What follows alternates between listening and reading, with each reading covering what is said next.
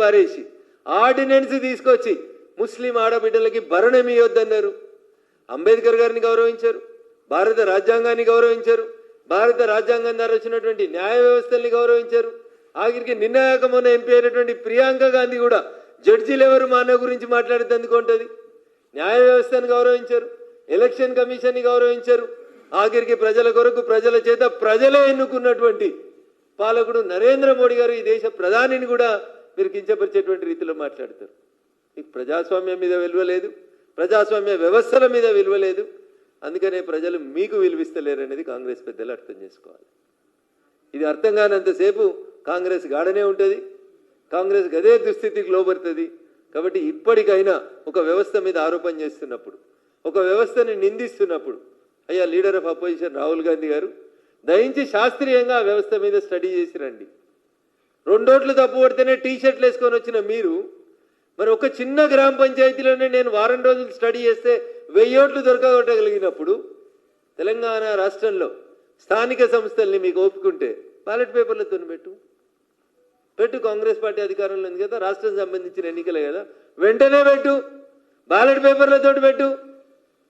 ఇవన్నీ నాకు నచ్చుతలేవు అంటే చక్కగా రాయబరేలు రాజీనామా చేయి, బ్యాలెట్ పేపర్లతో ఎలక్షన్లకు పోదాం.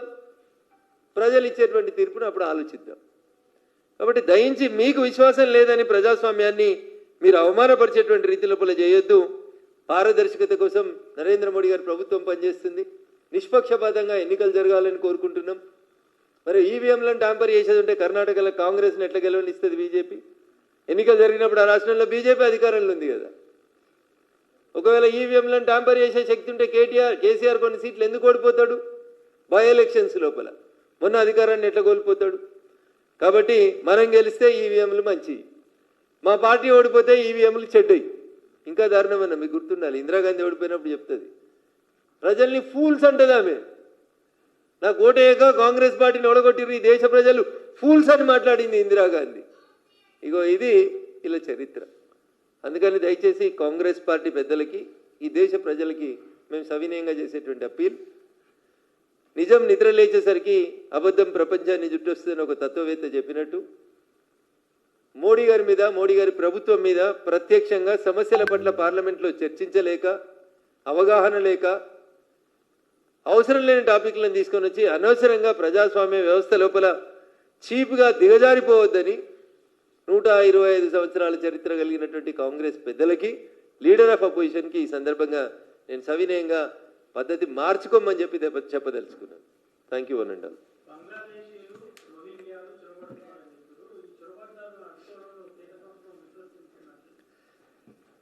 సీనన్న మంచి ప్రశ్న అడిగిండు. బంగ్లాదేశ్కి వెస్ట్ బెంగాల్కి మధ్యన 452 కిలోమీటర్ల బార్డర్ని భారతదేశం బంగ్లాదేశ్తో షేర్ చేసుకుంటుందన్న. భారత ప్రభుత్వం నరేంద్ర మోడీ గారు ప్రధానమంత్రి అయిన తర్వాత ఆ ప్రాంతాన్ని గోడగట్టి ఒక బందోబస్తు వ్యవస్థను ఏర్పాటు చేసి అటు నుంచి ఇటువైపు చొరబాటుదారులు రాకుండా చేద్దామని చెప్పి ఒక ప్రయత్నాన్ని భారత ప్రభుత్వం ప్రపోజ్ చేసి వెస్ట్ బెంగాల్ రాష్ట్ర ప్రభుత్వానికి ఆ ప్రపోజల్ని పంపించిందన్న. ఇప్పుడు రాష్ట్రంలో పోయి మనం ఒక గోడ, ఒక ట్రెంచ్, ఒక నిర్మాణం చేయాలంటే దానికి అనుమతి ఇవ్వాల్సింది రాష్ట్ర ప్రభుత్వం. చిన్న మళ్ళీ చెప్తున్నా, దేశ ప్రజలందరికీ తెలవాలి కాబట్టి చెప్తున్నా. మమతా బెనర్జీ ముఖ్యమంత్రి అయినప్పటి నుంచి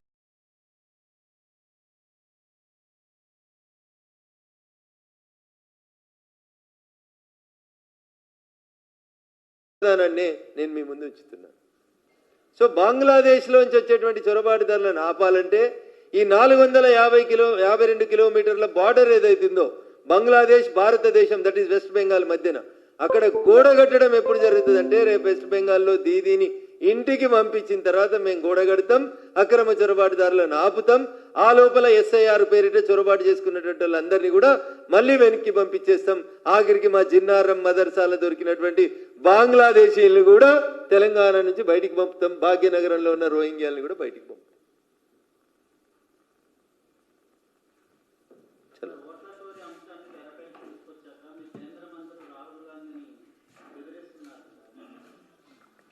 సో భారత ప్రజాస్వామ్యం రఘునందన్ రావు రిపోర్టర్లను బెదిరించిన, రిపోర్టర్లు రఘునందన్ రావును బెదిరించిన, వాళ్ళు ఉండే ఏరియాలో ఒక పోలీస్ స్టేషన్ ఉంటుంది, అక్కడ పోయి కంప్లైంట్ చేయడానికి వెసులుబాటు కల్పిస్తుంది.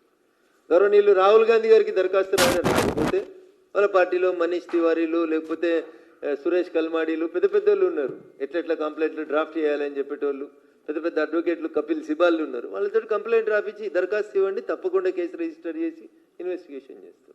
ఇప్పుడు రఘునందన్ రావును కూడా బెదిరిస్తున్నారు, మరి వింటున్నారు మీరు. నేను కూడా పోయి కంప్లైంట్ ఇస్తా ఉన్నా. అట్లా రాహుల్ గాంధీ గారిని కూడా వచ్చి కంప్లైంట్ ఇవ్వమని ఎఫ్ఐఆర్ చేసి ఇస్తాం, ఇన్వెస్టిగేషన్ చేస్తాం. ఆయన ప్రాణాలకు 30 ఉంటుంది, కాంగ్రెస్ వాళ్ళతో ఉంటుంది తప్ప బయట వాళ్ళతో ఎవరితో ఉండదు. అది ఎందుకంటే సొంత పార్టీలనే ఆయనకి ఏమున్నదో ఏం లేదో నాకు తెలియదు, కానీ అట్లా అనిపిస్తుంది నా మనసు.